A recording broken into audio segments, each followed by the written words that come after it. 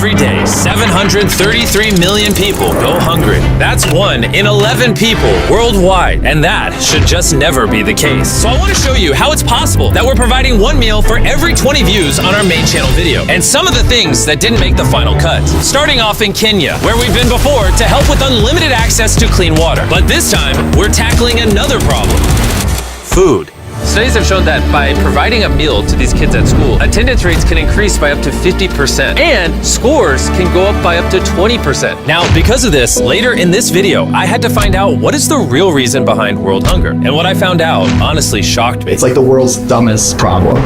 Carol's the principal of multiple schools here. She was saying you can tell when kids are malnourished because when it's like recess, they don't play, they just lay around. That's why when you come to school, you'll find them weak and not energized. When you come during breaks, you'll just find them seated and they don't have the energy to play. And unsurprisingly, after everyone was fed, I noticed a remarkable shift in the mood. Are you enjoying the food? Yes. Kids were laughing, running around, playing with each other. They're chasing it. I don't think any of them have ever seen a drone before. I think I actually created a cult. All right, day number, 3 in Kenya? This is a lower income part. Schools are in worse quality than the ones we were in yesterday. These kids don't get meals here at school, so this is gonna change a lot of these kids' lives. Most of them are getting less than 1,000 calories a day. After this, they will have a consistent source of food at school. They'll learn more, they'll grow more, they'll get sick less. Overall, just be happier, which I think we all agree is what we want for kids. Go ahead. All right, we're at another school, this time with over 500 students. Show all the students. This one has over 500 students. Show them all. And after feeding thousands more, we set them up for the future by hooking them up with everything they could possibly need. But before we left, the behind-the-scenes team was given an exclusive look through one of Kenya's top universities, where I had the chance to speak with some of their business students. What's your long-term vision for philanthropy and making our world a better place? So long-term for us, we have a chocolate brand called Feastables, and I started studying our supply chain. I was like, whoa, there's a lot of people who are below the age of 16 on the farms, and this is kind of not cool. So hopefully the long-term impact we have is there's over 1 million kids in child labor, and we make a big dent getting as many of those kids out of child labor as possible. And that's why our next stop is especially important to me. Now we're in Ghana. This is where we source a lot of our cocoa for Feastables. So the school meal programs and stuff we're doing here is a lot more special to me. For me? Thank you. It's honestly amazing that these communities put together ceremonies just like this one as a thank you for providing something they should already have access to, like food. I would like to welcome Jimmy, also known as Mr. Beast. Thank you. Thank you. Like I said, I'm super excited to get this meal program going and some other community development, and excited to meet all of you and work with you. Thank you for having me, and thank you for all the kind words. I appreciate you. So this is our native kente, and we want to wrap you with the kente to show our appreciation. So you are now the sub-chief of this town. Thank you. Are you happy with how that went? Yeah, you're happy. Yeah, I think it went well. Thank you. Celebrations aside, one major thing I wanted to do in Ghana was check out some of the cacao farms. Adult farmers typically earn significantly less than a living wage, and their children are often put to work so that families can survive. We've been working hard at Feastables to pay all the adult farmers a living income reference price so that we can reduce child labor. And I got to see the cacao farms in person and shoot a video to promote this entire mission. You see, Big Chocolate pays their farmers so little that they make less than $1 a day on average. First, we pay 100% of our cacao farmers a living income reference price. Second, 100% of our cocoa is fair trade certified, which is the gold standard of ethical certification. Appreciate you. Appreciate you guys. I'll see you guys tomorrow. There you go. Thank you. Everyone who watches the main channel video might not fully understand the impact, but this is going to keep a lot of kids at school. It's going to lower the dropout rate. It's going to get people off cacao farms, which is what I'm trying to do at Feastables. We just kicked off the school meal program here. Crazy enough, they had 10 kids enrolled because rumors went around that I was starting a meal program. And then since we started a couple of days ago, 11 more have enrolled. So 21 just because of the free meals, which is great because it's 21 extra kids, most of which probably would have been working on cacao farms. They said like 97% of kids here came from cacao farms. And now they're getting well fed and getting an education.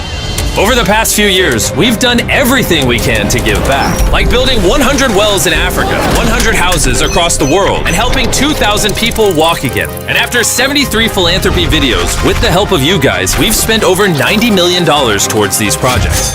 And while that might seem like a lot, there's still a lot more work to be done.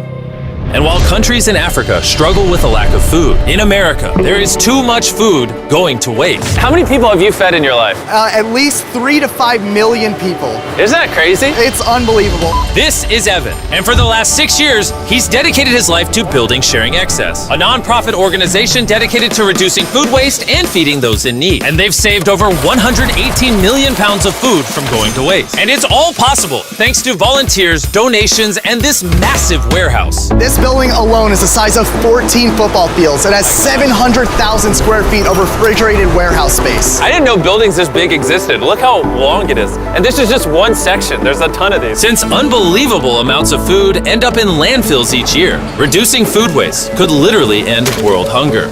And after talking with Evan, I really started to understand why. Over the last 3 years, we've done 24 million pounds of produce just from this one building. And before 3 years ago, they were just throwing it away? Yeah, it was about 10 million pounds every year that they were throwing away. And they would spend $1 million to throw that food away. It's like the world's dumbest problem. But we have an organization that's set up to cook the food into meals. Obviously, it's genius that you're doing it, but why didn't no one do this earlier? Everyday consumers like us have no visibility to it. It's basically these guys in their trucks and they're like throwing away truckloads and truckloads just because it's convenient for them. We're there as consistently as a trash truck would be there. We kind of beat the trash trucks. Pallet of food that they would throw away would cost them $100. We've saved them at least $1.5 million in waste costs here. In America alone, nearly 133 billion pounds of food goes to waste every year. That's the equivalent of almost 200 Empire State Buildings each year. And people like Evan are finding smart, scalable ways to reduce this number. What do you have planned for us today? So today we'll be going through a day in the life of Sharing Excess. We'll be saving some food, we'll be sorting through it, we're gonna cook the food that we rescue into meals, and then we're gonna give it out to people. It's gonna be a great day. Every day, Evan gives you excess food that would have been thrown away. You customize a recipe around it, and then make it at scale and give it to people in need.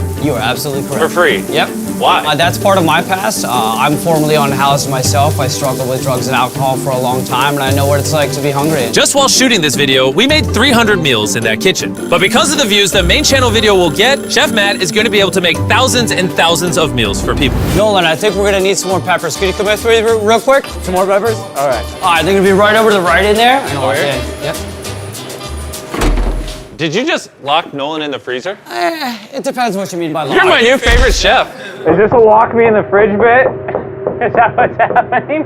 We spent a total of 2 days in Philadelphia prepping, filming, and handing out a ton of food. And once we were done there, we took the operation back to my home state of North Carolina to do a free food drive for the local community. Every car here is getting a box of perishable food, some packs of grapes, some bananas, some meats, lots more vegetables, pre-made meals, things that would have been thrown away, but because of Sharing Excess, isn't. Evan, how does it feel to see all the food you saved go to people who need it? Oh my God, it's like a dream come true. In total, we fed over 7,000 people during the production of this video. However, that number will continue to climb the more you watch the main channel video. So if you haven't already, go watch it. And if you've already seen it, go watch it again and give another meal to someone in need.